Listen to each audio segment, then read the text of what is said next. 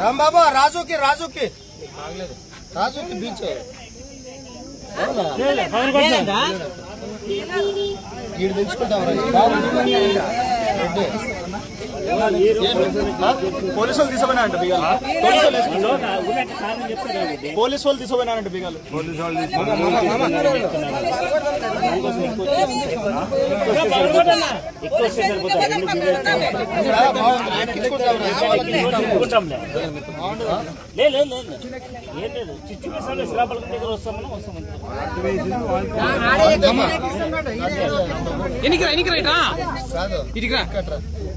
కాదు ఇంకో బీగాలేసి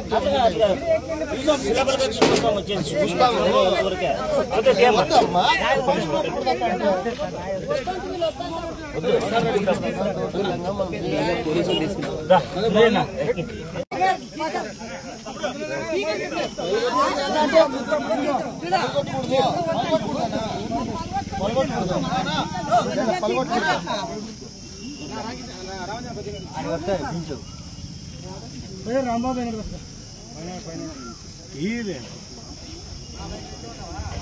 ఇది సిచ్యువేషన్ ప్రకారం చేసేది కాబట్టి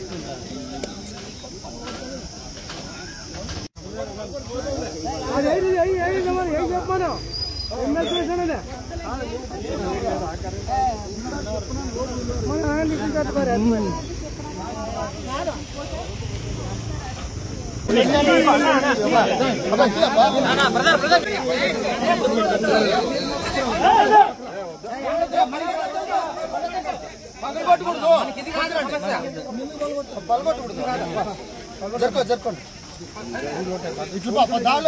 దారిలో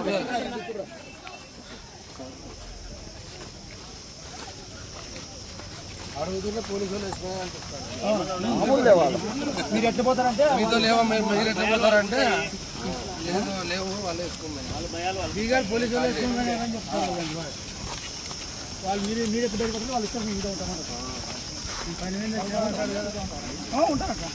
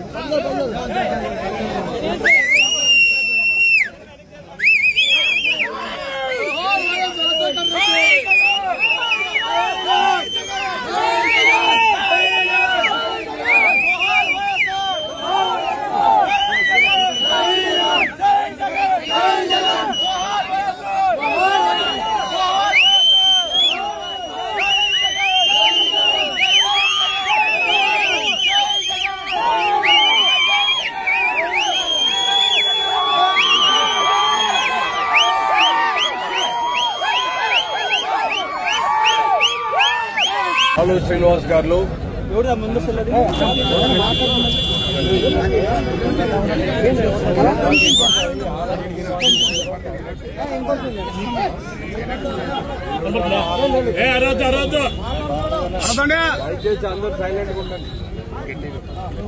దయచేసి అందరూ సైలెంట్గా ఉండండి.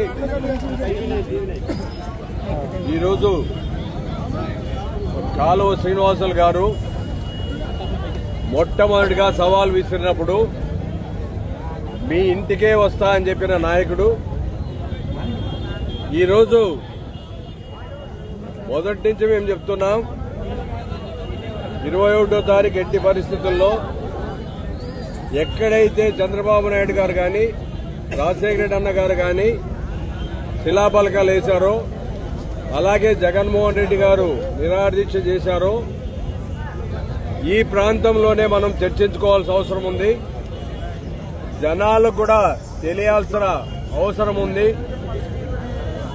కాబట్టి వేదికను మీరు వేయించండి అని స్పష్టంగా చెప్పినప్పటికీ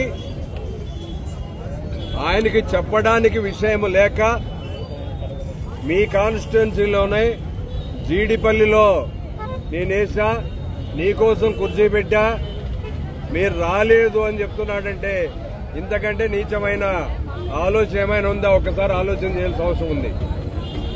మొట్టమొదటిగా చెప్తున్నది, మీరు ఎట్టి పరిస్థితుల్లో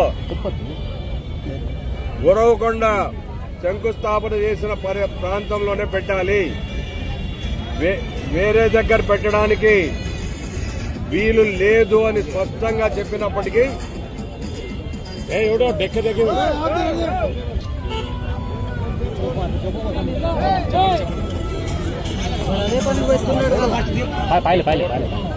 స్పష్టంగా చెప్పినప్పటికీ ఆయన చెప్పే విషయం లేక ఉరవకొండకు రాలేదనేది స్పష్టంగా అర్థమవుతుంది. మేమే చేశాం, బడ్జెట్ మేమే ఎక్కువ పెట్టామని చెప్తున్నారు.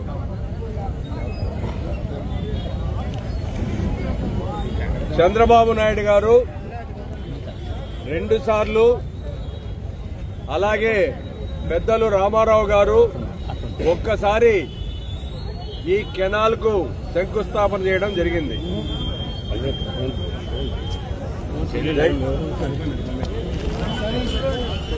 2 సార్లు 3 సార్లు శంకుస్థాపన చేశా. చంద్రబాబు నాయుడు గారు 96లో శంకుస్థాపన చేసిన తర్వాత 2004 వరకు ఆయన అధికారంలో ఉన్నాడు.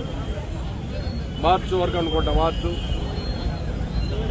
మరి ఇలాంటి పరిస్థితుల్లో అంత టైం ఉన్నా కనీసం శిలాఫలకం వేసిన వాళ్లకు రోడ్ సైడ్ అటు ఇటు కెనాలు 1 కిలోమీటర్ 2 కిలోమీటర్లు తీసిన వాళ్ళకి ఏమైనా డబ్బులు ఇచ్చావా అని కూడా సభాముఖంగా ప్రశ్నిస్తున్నారు. రాజశేఖర రెడ్డి అన్న గారు ఉద్యమం చేసింటేనే రాజశేఖర రెడ్డి అన్న గారు కావచ్చు, మైసూరారెడ్డి గారు కావచ్చు, రవీంద్రారెడ్డి గారు కావచ్చు, రాయలసీమ ఉద్యమం అని రాయలసీమలో ప్రత్యేకంగా ఉద్యమాన్ని నిర్వహించిన తర్వాత రామారావు గారిని సెక్రటరియట్ దగ్గర గేట్ దగ్గర అడ్డుకున్న తర్వాత ఈ అంద్రీనీవా గాని, గాలేరు నగర్ గాని, మిగిలిన కొన్ని కెనాల్స్ ని అనౌన్స్ చేయడం జరిగిందే తప్ప అంతకు ముందు కాదన్న విషయాన్ని కూడా ఇక్కడ గమనించాల్సిన అవసరం ఉంది.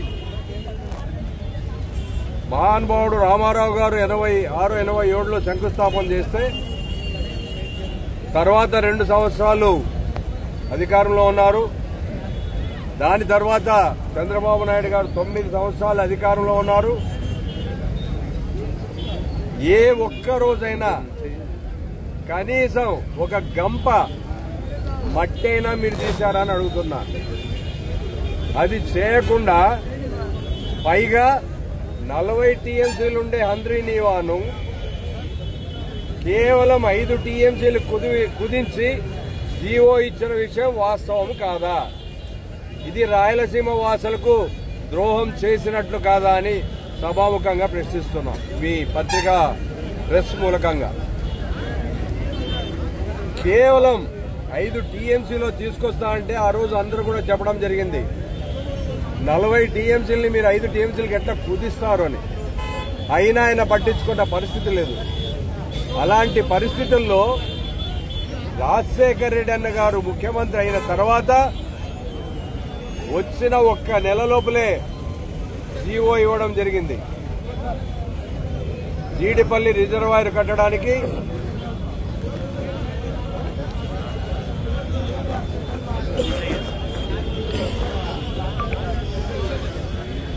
జీడిపల్లి రిజర్వాయరు కట్టడానికి మొట్టమొదటగా రాజశేఖర రెడ్డి అన్న గారే దీన్ని స్టార్ట్ చేయడం జరిగింది. మళ్ళా 2005లో వచ్చి ఇక్కడ భూమి పూజ శంకుస్థాపన చేయడం జరిగింది. దాని తర్వాతనే స్పీడ్ అందుకొని ఈరోజు 2012 కంతా మనకు జీడిపల్లి రిజర్వాయర్ కు నీరు తీసుకొచ్చిన ఘనత కూడా ప్రజలందరికీ తెలుసు.